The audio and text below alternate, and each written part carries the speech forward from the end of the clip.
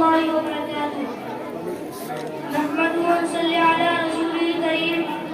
أما بعد، فقد قال الله تعالى في القرآن المجيد والفرقان الحميد: وما أرسلناك إلا رحمة للعالمين.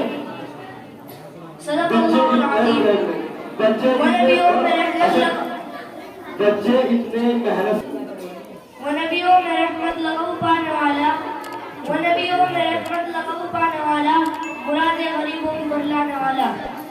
حضرات سامعین، آج سیرت النبی صلی اللہ علیہ وسلم میں تقریر کا موضوع ہے. امید ہے کہ آپ میری باتوں کو غور سے سنیں گے. آج سے 1400 سال قبل کا زمانہ پوری دنیا کی عام گمراہی کا زمانہ تھا. سب لوگ شرک و کفر میں مبتلا تھے. ہر جگہ بگاڑ تھا. اس زمانے میں ایک اللہ کی عبادت کرنے والا کوئی نہ تھا. عیسائی مذہب کے ماننے والے ہوں یا موسیٰ علیہ السلام کو ماننے والے ہوں، سب لوگ شرک و کفر میں مبتلا ہو گئے تھے. عرب کے لوگ خاص کر بری حالت میں تھے.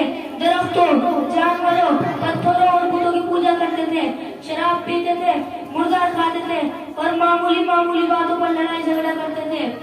ذرا سی بات پر جنگ کرنے لگتے تھے. علامہ حالی فرماتے ہیں: کہیں آنے جانے کی باتوں پر جھگڑا، کہیں پانی پینے پلانے کی باتوں پر جھگڑا. اور کہتے ہیں قبیلے کا خون ایک جدا تھا، کسی کا حمول تھا، کسی کا صفا تھا.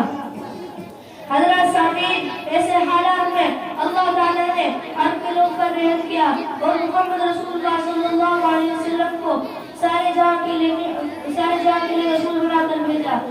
آپ صلی اللہ علیہ وسلم کو اللہ تعالیٰ نے قیامت تک کے لیے رسول بنا کر بھیجا تھا. آپ صلی اللہ علیہ وسلم کی رسالت ہر دور اور ہر جگہ کے لوگوں کے لیے رحمت ہے.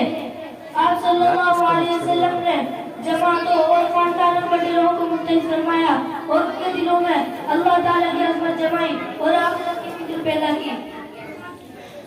آپ صلی اللہ علیہ وسلم نے تمام ایمان والوں کو بھائی بنا دیا اور جو گمراہ تھے وہ ہدایت والے بن گئے.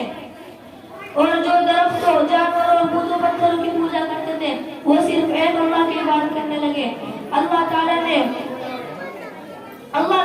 ان کو عزت و عظمت سے سرفراز فرما دیا اور ان کے لیے فتح و نصرت کے دروازے کھول دیے اور پوری دنیا کو تابع کر دیا. سراپا ابر رحمت پر یہ امت ناز کرتی ہے.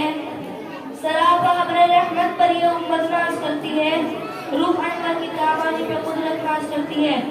حبیب کبریا فخر رسول کی ذات اقدس پر نبوت ناز کرتی ہے، رسالت ناز کرتی ہے. وما علینا الا البلاغ.